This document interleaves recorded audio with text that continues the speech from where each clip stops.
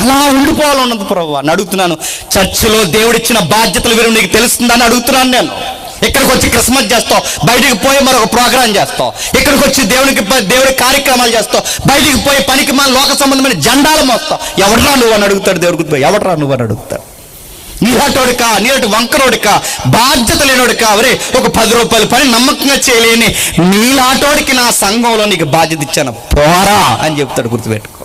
నీకు బలం ఇవ్వడు, నీకు సమాధానం ఇవ్వడు, నీ యాత్రలో ఆయన కావలివ్వడు. ఎందుకంటే నువ్వు ఆయన యాత్ర కొరకు రావట్లేదు, నీ సొంత యాత్రలో నువ్వు తిరుగుతున్నావు. నీ రాకపోకల్లో ఆయన కావాలి ఉంచడు. ఎందుకంటే ఆయన రాకపోకలు ఉన్నప్పుడు ఉంచుతాడు నీకు కావాలి. చాలా మంది చర్చి బాధ్యతలు తెలుస్తున్నాయి. ఎక్కడ తెలుస్తున్నాయండి?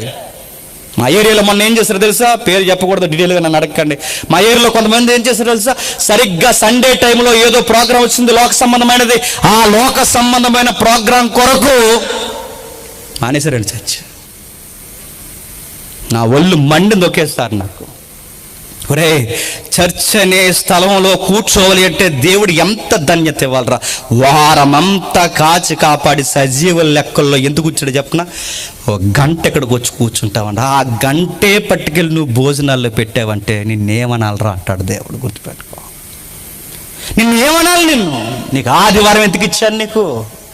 నిన్ను సోమవారం నుండి శనివారం వరకు ఎందుకు కాపాడాను? జెండాలు మోస్తావనా, స్లోగన్స్ చెప్తావనా, ప్లకార్డ్స్ పట్టుకుని తిరుగుతావనా, కులగజ్జల మీదేసుకుని లేని దరిద్రాన్ని తెచ్చి సంఘంలో కలిపే ప్రోగ్రామ్స్లో నువ్వు ఇన్వాల్వ్ అవుతావనా? నీకు అంత దురదగా ఉంటే వెళ్ళిపోకపోయావు అక్కడికి, నువ్వు కలెక్టర్ ఆఫీస్ ముందు కూర్చోడానికి. నీకంత సొసైటీ పట్ల ఈ రిజర్వేషన్ గొడవ నీకు బాధ్యత ఉంటే పోకపోయావా? నీకెందుకు కులం చచ్చేవాడు? నీకెందుకు సంఘం? నీకెందుకు పెద్దరికం? నీకెందుకు పాట? నీకెందుకు సంద? నీకెందుకు పాత్రలో చెయ్యి? నీకెందుకు సంఘంలో ప్లేసు? నీ కొనిన వస్తువు ఎందుకు సంఘానికి దండగా? పొద్దు అవసరం లేదు. దేవుడు చెబుతున్నాడు చూడండి. వాళ్ళు ఫీల్ అవుతున్నారు, ప్రభా మాకేమొద్దు ప్రభా, నీ ఆవరణములో ఒక్క దినము గడుపుట 1000 దినములో. సేవకులు చెబుతారు నిలబడి, చర్చి మానొద్దు, చర్చి మానొద్దు, చర్చి మానొద్దు, చర్చి మానొద్దు. ఆయన అలాగే చెప్తాడు. చుట్టాలు వస్తే మానేస్తారు అంతే.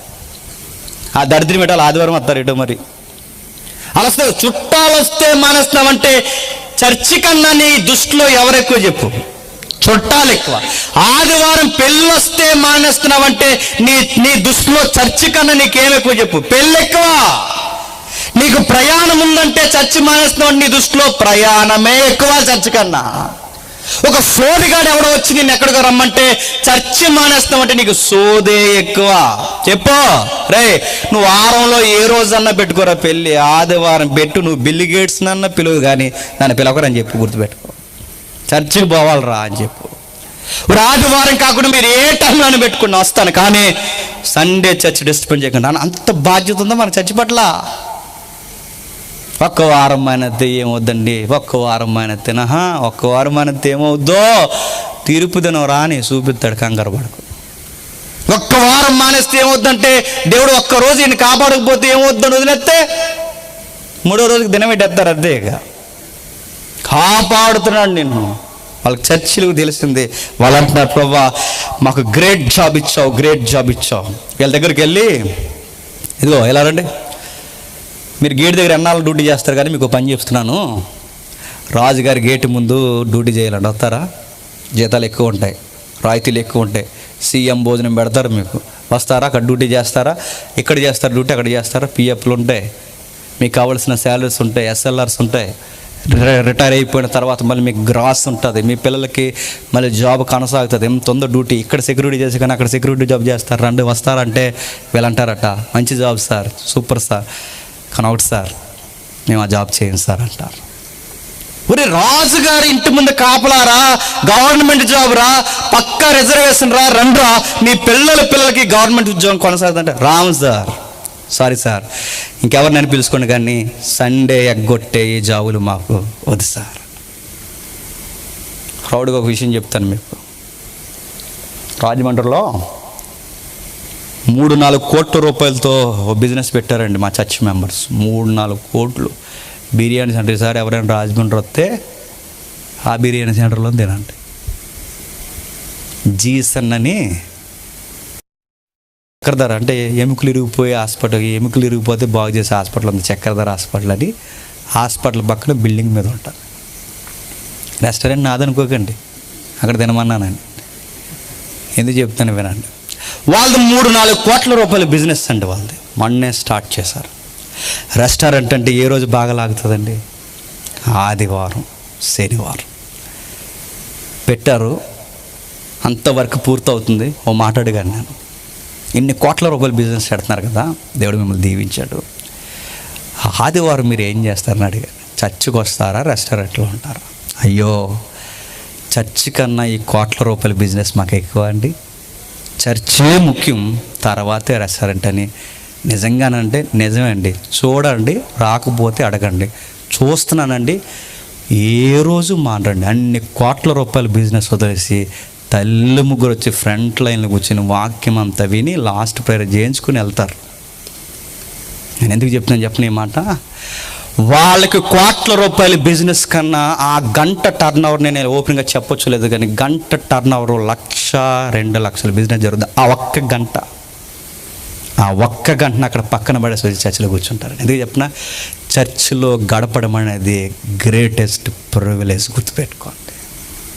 అర్థమైంది, వాళ్ళకి అర్థమైంది కనుక ఇప్పుడు చర్చి లేదు, మమ్మల్ని బయటికి పంపించేస్తున్నారు, ఇప్పుడు రెంట్కి చర్చి నడిపిస్తున్నాం, మాకు చర్చి లేదని మేము బాధపడుతుంటే మళ్ళీ వాళ్ళు ఏం చేస్తారు చెప్పినా, చర్చి లేదని బాధపడుకో మై డియర్ బ్రదర్ జేమ్స్, బాధపడుకో, నీకు విషయం చెప్తున్నాం, మేము ఎప్పుడో ఒక స్థలం కొన్నది, సుమారు 1-2 కోట్ల రూపాయల స్థలం నీకు రాసి ఇచ్చేస్తున్నా, చర్చి కట్టండి అన్నారు.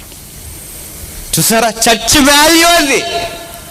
చర్చి విలువ ఎదిగారు కనుక ఈరోజు ఒక సామాన్యుల్ని ఇంత కోట్ల రూపాయల బిజినెస్, వాళ్ళ సామాన్యులు దేవుడికి ఇంత పెట్టుబడులు. చర్చి విలువ మనం ఎరిగితేనే, మళ్ళీ చెప్తున్నా అండి, నువ్వు చేసే చిన్న పని కూడా దేవుడు దీవిస్తాడు. నీకు 500 ఎక్కువ వస్తున్నాయంటే వారం మానేస్తావు నువ్వు చర్చి, ఇంకా 500 వస్తాయి నీకు, గుర్తెట్టుగా 500 ఇంక నీకు 500 వస్తాయి. నీకు 500 ఎక్కువ వస్తున్నాయంటే చర్చి మానేస్తావు. ఆ రోజు ఎవరన్నా కార్యక్రమం ఉందంటే మానేస్తాం. నీకు చర్చిలు తెలియదు, సభ విలువ తెలియదు, కార్యక్రమం విలువ తెలియదు, అసలు దేవుడి సన్నిధిలో గడపడం తెలియదు. అందుకే మన జీవితాలు ఎక్కడ వేసిన గొంగలి అక్కడే. వాళ్ళకి అర్థమైంది కోరహ కుమారులకి, సార్ మా ఉద్యోగాలు చేస్తున్నామన్న ఫీలింగ్ కన్నా, మాకు జీతాలు వస్తున్నాయన్న ఫీలింగ్ కన్నా, నీ చర్చికి కాపలా కాస్తాను చూసారా, ఆ ఫీల్ చాలు సార్, అంతకన్నా జీతం కన్నా ఎక్కువ అన్నారట. నేను ఈరోజు మీకు కంపేర్ చేసి చెప్తున్నాను, చర్చిలో ఎవరికైనా దేవుడు బాధ్యతలు ఇస్తే అంతకన్నా దాన్ని ఇంకేం లేదండి. దయచేసి ఎప్పుడు దాన్ని నెగ్లెక్ట్ చేయకండి. నీకు పాట పాడవారం ఇచ్చాడా, మంచిగా పాడు, బెస్ట్ పాడు. నీకు చక్కగా వాక్యం చదివి అలవాటు ఇచ్చాడా, చక్కగా వాక్యాన్ని చదువు. నీకు సంఘంలో ఎవరికైనా భోజనాలు వండిచ్చే పాత్ర ఇచ్చాడా, చక్కగా వండు, ఎలా పడతాలో వండుకు, బెస్ట్ వండు. నీకు సంఘంలో నలుగురు కలుపుకుపోయే గుణం ఇచ్చాడా, వచ్చేవాడిని రిసీవ్ చేసుకునే యాటిట్యూడ్ నీకుందా, బెస్ట్ వెల్కమ్ చెప్పు వాళ్ళకి. వచ్చిన వారిని ఎలా కూర్చోబెట్టాలి, ఎలా మోటివేషన్ చేయాలన్న ఒక కలుపుకుపోయే ప్రేమ స్వభావం నీకు ఇచ్చాడా, చేయి. ఎందుకు ఇచ్చాడు చెప్పిన, దేవుడు నమ్మాడు, అరే ఇది నీకు బ్లెస్సింగ్ రా అని ఇచ్చాడు. ఆ బ్లెస్సింగ్స్ మనకు తెలియవండి. అందుకని అడుగుతున్నా అండి, సంఘానికి నేను మళ్ళీ చెప్తున్నాను, సంఘం నాకేమిచ్చింది కాదు, సంఘానికి నేనేమిచ్చాను కాదు, సంఘము నాకు ఇచ్చింది, ఒక గొప్ప ప్లేస్ ఇచ్చింది నాకు, సంఘంలో ఉండే స్థలం ఇచ్చింది నాకు. మళ్ళీ రివర్స్ చెప్తున్నాను, సంఘం నాకేం చేసిందని కాదు, ఎప్పుడు ఏదో చేయాలి మనకి. 3 వారాలు వస్తాం, 4 వారాలు వస్తాం, 7 వారాలు వస్తాం, పని అవ్వకపోతే ఇంకో సంఘానికి పోతాం, అక్కడ ఇంకో 4 వారాలు వెళ్తాం, పని అవ్వకపోతే ఇంకో సంఘం, ఇంకా అక్కడ అవుతలేదు, ఇంకో వేరే దేవుడి దగ్గర అవుతుందంటే మనకు పని అవ్వాలి, ఆ దేవుడి దగ్గర కూడా పోతాం పోమా, సిగ్గులు ఎక్కడ పోతాం మనం, పోవా. ఈ మొక్కులు వాడు కదట, ఆ మొక్కులు వాడంటే వెళ్ళిపోవు. రాయి మీద రాయి పెడితే కొడతానంటే వెళ్ళిపోతాం, రాయి ఎట్టు ఇయ్యాలి లోపంటే వెళ్ళిపోమండి, వెళ్ళిపోతాం. మనకు పని అవ్వాలంతే. బయట వాళ్ళు మొక్కులు వాడు దేవుడు అని ఎలా చూస్తున్నారు, మన వాళ్ళు కూడా చర్చికి వచ్చి నాకు ఏమిస్తావు కదా బాబు, నీకు ప్లేస్ ఇచ్చాడు చర్చిలో, ఒక సభ్యత్వం ఇచ్చాడు చర్చిలో, చక్కటి ఆరాధన ఇచ్చాడు, వాక్యం వినే ధన్యత ఇచ్చాడు. అదే వాళ్ళు అడుగుతున్నారు, 1000 దినాల గడిపినంత భాగ్యం ప్రభువా, నీ ద్వారము దగ్గర అలా పని చేయడం మాకు ఎంత ధన్యత.